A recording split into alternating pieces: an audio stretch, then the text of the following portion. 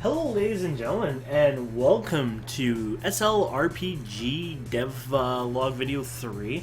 So today I'm going to give you guys actually a really in-depth tour. I'm going to show you a bit of what we've done and what we have so far, and I want to give you guys a little more transparency. I know we haven't been posting a lot of logs lately, mainly because we've been doing a lot of work under the hood in the scripting department, and it's not a lot of visual things to see, but I want to show you a bit what we have. Please ignore more the landscaping, the mob itself, etc. Most of it's just been tweaking to provide like a good combat experience, to get mining working properly, to just get overall like day and night cycles, just little things like that. So we're gonna actually play here. We have a nice new option setting here, which you can actually change your colors if you want, which is great for some people with older TVs, monitors, etc. You can customize the sound settings, etc. here. It says Stone Legion Kane. It's just we organize that by the build, so Andy's is Stone Legion Andy, and we use this for just testing purposes. So yeah, let's go to new game. And as you can see, you usually start in a little bit of a cinematic starting. For us here, though, we just magically appear out in the middle of nowhere here, which is one of our main first zones. And if we go over here, we can go ahead and mine this. Ooh, nice. And there's one in the cave, too. And let me just go over this puppy. Nice. You can see the day and night cycles are spinning up really fast. As you guys know, that's definitely not normal. It's set to 100x right now. I just modified it to go fast so you can get an idea. Because of this, and I gotta let you guys know, you must know this, the rain sounds are going to go on and off, on and off. That's actually not a bug. It's basically it starts raining, the rain sounds start just for that brief minute you heard, like what is that, 5 seconds, 10 seconds, just to let you know sort of it's raining, and then it would just taper off. But because the cycles are flipping so fast, you don't quite see that. So, as you notice, we went back out and our nodes didn't respawn. Well, that's a new feature. Well, it wasn't a new feature. It's an old feature in a way. Before, they would never respawn. Now they will over time, which is going to be kind of cool. So before we fight, I wanted to show you your inventory. So you can see the character Andy. He's a soldier. We have a couple of stone in my inventory because we got one from the other node and one from this node. Got no weapons, no armors, no key items. Now, please note when it says no weapons, no armors, that's basically what's in your inventory loose. So you can go to equipment, on the other hand, and you can notice I have a wood pick here. And there's a little optimize, which I think actually grabs your more suited weapons and puts it in there for the best damage. So we can go to skills, which we have none yet. Oh, actually, no, I'm a liar. I advanced myself to level 20, so we do actually have skills. I forgot I set myself to level 20. I've been recently testing mob scaling. So we have a new system for scaling mobs' health and damage, etc. And then I cut them off. So we're not going to do it like Skyrim. So I'm level 20. Mobs in the low level area won't be level 20. I set them to a max of 5 right now, and we'll adjust them over time. When you're even level 1, they have a flux to them. Basically, they could be level 1 or level 2 or level 3. I don't think they go higher than that. But they do flux around your level a bit, which kind of gives them a little more dynamic feeling to it. But if you're 20, they're going to pretty much be level 5 all the time here.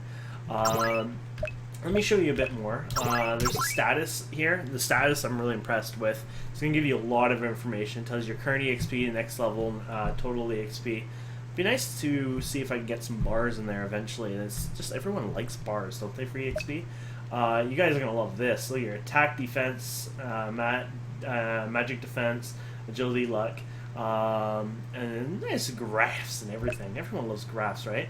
And one thing I love in games, and I had to make sure I added in here, was as much information possible. So you got things like hit rate, phasing, critical hit, critical evade, magic invasion, magical reflect, counter rate, target rate, HP regen, mana point regen, TP regen, recovery, guard rate, item boost, EXP rate, TP charge, MP cost rate, physical damage, magical damage, and floor damage. And honestly, if we really wanted to, we could add even more, but we're probably not going to go there.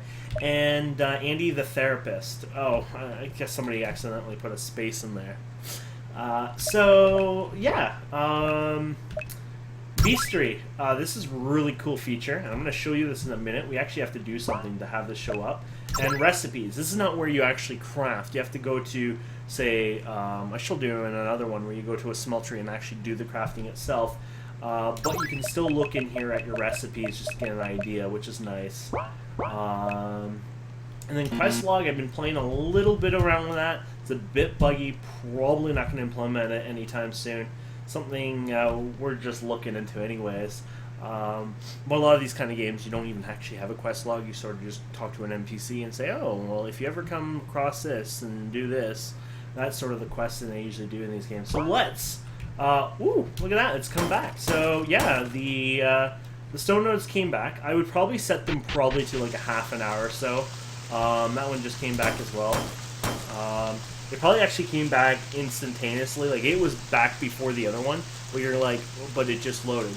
Well, the way it works is that when you get in proximity, then it scans for the check and does the update, rather than waste, precious resources on it. So we're going to get into combat. As you saw, a little icon came up on the top of the mob, indicating that we're going into combat, which is really cool. So we have hostile mobs that you actually see.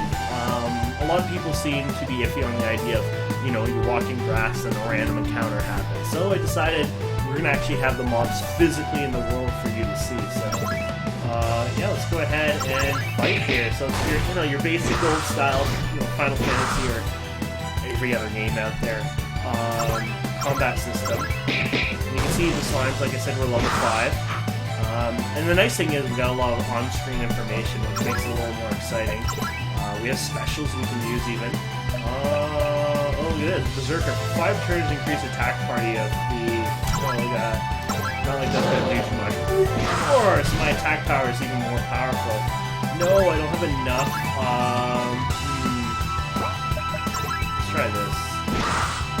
There you go. I just want enough attack to do this one here. So there you go, we got another one. Or a cleaver. That's all it needs. Oh, let's try it. You'll probably do less. Now let's do it. Oh yeah, it's an AoE, right? So it's meant to do a lot of damage, but let's start again. There you go. This one will do a lot of damage. We should still have that buff. Special, strong attack. Here we go. Oh, look at that. 317 damage. The buff it helped quite a bit. Look at that, we found a potion. So one of the things I have is a new system where you can actually set a percentage of what you get for drops, etc. The gold, the EXP, and the mobs can scale, like I just said before.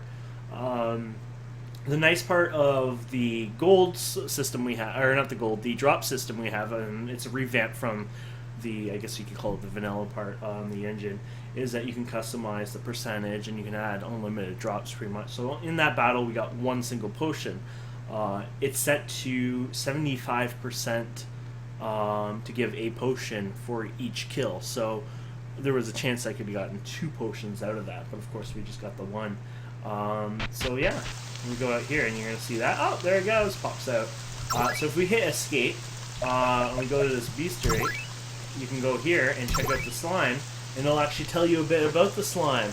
Level 5 slime, defeated 2, tells you the HP, its stats, whatnot. I think it might be a little buggy, unfortunately, because the slime could be level 1, right? So this is probably going to go up and down every time you encounter one. I don't know exactly what's going to happen. It is going to be a bit derpy. Unfortunately, with our drop system, it's not going to show in here. I might tweak some of this, like, for example, hide or dismiss some of the information, but I guess it's not a big deal, because a lot of times you look at this and it's like, well, the last time you encountered a slime was at level 5, or this certain type of slime, and you kind of want to get an idea of what they did anyway. So it's not a bad thing. And it tells you their skills, if there was any skills. Of course, they didn't have any. But yeah, hopefully that was more of an exciting look at Stone Legion RPG, and I think it's beautiful. It's awesome. Andy is working hard making this town, and in the near future we'll be ready for hopefully a bit of a demo. We're not going to be selling the game. The game is going to be free, but we might do something like, I don't know, something to support, you know, doing this. Like, hey, buy the devs a beer kind of thing, or Pepsi Max for, in our case.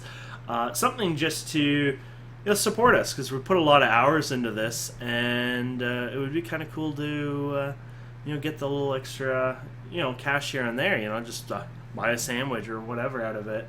But anyways, thank you guys so much for watching. I hope you enjoyed this little tour. And yeah, definitely check out SLRPG in the future. And thanks again for watching.